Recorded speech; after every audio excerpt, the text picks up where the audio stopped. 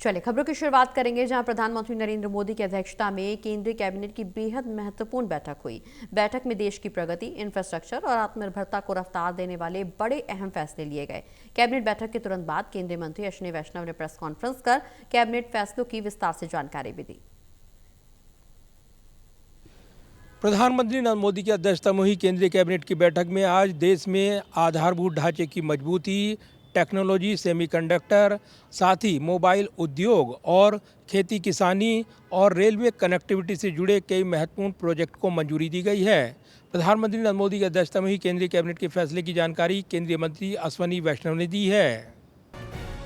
प्रधानमंत्री नरेंद्र मोदी की अध्यक्षता में हुई केंद्रीय कैबिनेट की बैठक में आज बड़े निर्णय लिए गए हैं। कैबिनेट के फैसलों की जानकारी देते हुए केंद्रीय मंत्री अश्विनी वैष्णव ने प्रेस कॉन्फ्रेंस की शुरुआत करते हुए बताया कि आज की बैठक में लिए गए फैसले देश के इंफ्रास्ट्रक्चर और टेक्नोलॉजी के भविष्य को बदल कर रख देंगे। केंद्रीय कैबिनेट के इन बड़े फैसलों में सबसे पहला और बड़ा तोहफा बाबा विश्वनाथ की नगरी काशी यानी वाराणसी को मिला है, जो प्रधानमंत्री नरेंद्र मोदी का संसदीय क्षेत्र भी है। वाराणसी शहर को ट्रैफिक और जाम के झंझट से पूरी तरह मुक्त करने के लिए सरकार ने एक अनोखा मॉडल तैयार किया है।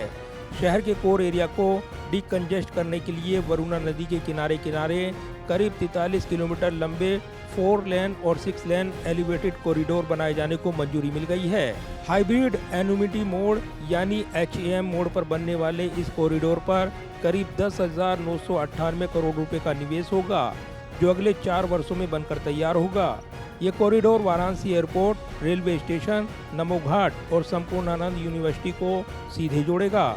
इसके अलावा गंगा नदी के किनारे भी करीब 14,448 करोड़ की लागत से एक अन्य एलिवेटेड कॉरिडोर को हरी झंडी दे दी गई है। तो काशी में इंफ्रास्ट्रक्चर का डेवलपमेंट का काम बहुत हुआ है। एक नेक्स्ट लेवल का इंफ्रास्ट्रक्चर डेवलपमेंट जो करना है वो आज 2 अप्रूवल हुए बड़े।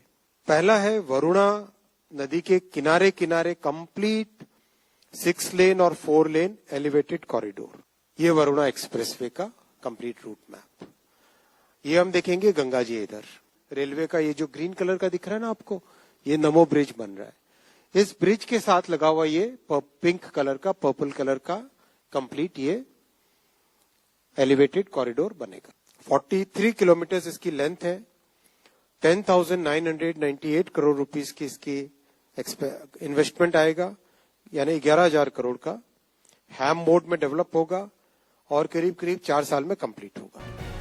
केंद्रीय मंत्री अश्विनी वैष्णव ने बताया कि वाराणसी शहर हजारों वर्ष पुराना है, इसलिए यहाँ सड़कों को चौड़ा करना बेहद मुश्किल है। इसी को देखते हुए वरुणा नदी के साथ एलिवेटेड कॉरिडोर का एक नया कॉन्सेप्ट निकाला गया है। करीब 11,000 करोड़ का ये प्रोजेक्ट देश के अन्य पुराने शहरों के लिए एक मॉडल बनेगा। वहीं इंफ्रास्ट्रक्चर के साथ साथ सरकार ने डिजिटल इंडिया और टेक मैन्युफैक्चरिंग के क्षेत्र में भी एक बड़ी छलांग लगाई है। केंद्रीय कैबिनेट ने सेमीकंडक्टर 2.0 मिशन को मंजूरी दे दी है। इसके लिए करीब 1,27,500 करोड़ रुपए का भारी भरकम वित्तीय आवंटन किया गया है। इसके साथ ही देश में इलेक्ट्रॉनिक्स उत्पाद को वैश्विक स्तर पर ले जाने के लिए करीब 62,500 करोड़ रुपए की मोबाइल फोन मैन्युफैक्चरिंग स्कीम यानी MPMS को भी कैबिनेट की मंजूरी मिल गई है। मोबाइल फोन मैन्युफैक्चरिंग स्कीम, इसमें 62,500 करोड़ रुपीस का लेआउट हुआ है। आप सब जानते हैं कि इन 10 वर्षों में एक मैसिव चेंज आया इलेक्ट्रॉनिक्स मैन्युफैक्चरिंग में। 7 गुना मैन्युफैक्चरिंग बढ़ी, प्रोडक्शन बढ़ा और 11 गुना एक्सपोर्ट बढ़ा 2014 के कंपैरिजन में। और भारत जो मोबाइल फोन इंपोर्टर था, आज नेट एक्सपोर्टर बन गया है और सेकंड लार्जेस्ट मैन्युफैक्चरर बन गया है भारत मोबाइल फोन का। और मोबाइल फोन इंडस्ट्री एक ऐसी इंडस्ट्री है जो इतने छोटे से डिवाइस के अंदर बड़े कंप्यूटर सेंटर, डेटा सेंटर जितनी ताकत उसको लानी है, यानी हर चीज को एकदम प्रिसीजन के साथ मैन्युफैक्चर करना पड़ता है। तो ये एक ऐसी इंडस्ट्री है जो कई इंडस्ट्रीज को ड्राइव करती है। जो देश मोबाइल फोन बनाने लगता है वो फिर एविएशन यानी एयरक्राफ्ट की मैन्युफैक्चरिंग में भी आगे बढ़ने लगता है, स्पेस के इक्विपमेंट की मैन्युफैक्चरिंग में भी आगे बढ़ने लगता है, डिफेंस के कई प्रिसीजन के जो मैन्युफैक्चर होते हैं उन सब के मैन्युफैक्चरिंग में भी देश आगे बढ़ने लगता है। केंद्रीय मंत्री अश्विनी वैष्णव ने बताया है कि भारत के बढ़ते इकोसिस्टम को देखते हुए दुनिया की बड़ी बड़ी टेक कंपनियां अब भारत का रुख कर रही हैं। वहीं खेती किसानी के क्षेत्र में भी भारत को आत्मनिर्भर बनाने की दिशा में भी बड़ा कदम उठाया गया है। केंद्रीय कैबिनेट ने यूरिया के लिए नेशनल इन्वेस्टमेंट पॉलिसी 2026 को मंजूरी दे दी है, ताकि यूरिया के उत्पादन में भारत विदेशी निर्भरता को पूरी तरह खत्म कर सके। केंद्रीय कैबिनेट ने रेलवे विस्तार से जुड़े फैसले को भी मंजूरी दे दी है। पारादीप हरिदासपुर रेल लाइन का दोहरीकरण और डांगो आपसी राज खरसवा के बीच चौथी रेल लाइन को कैबिनेट की मंजूरी मिल गई है।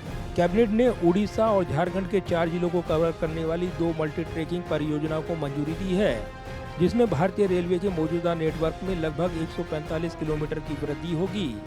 इन परियोजनाओं की कुल अनुमानित लागत लगभग 3,907 करोड़ रुपए है और ये 2030-31 तक पूरी हो जाएगी।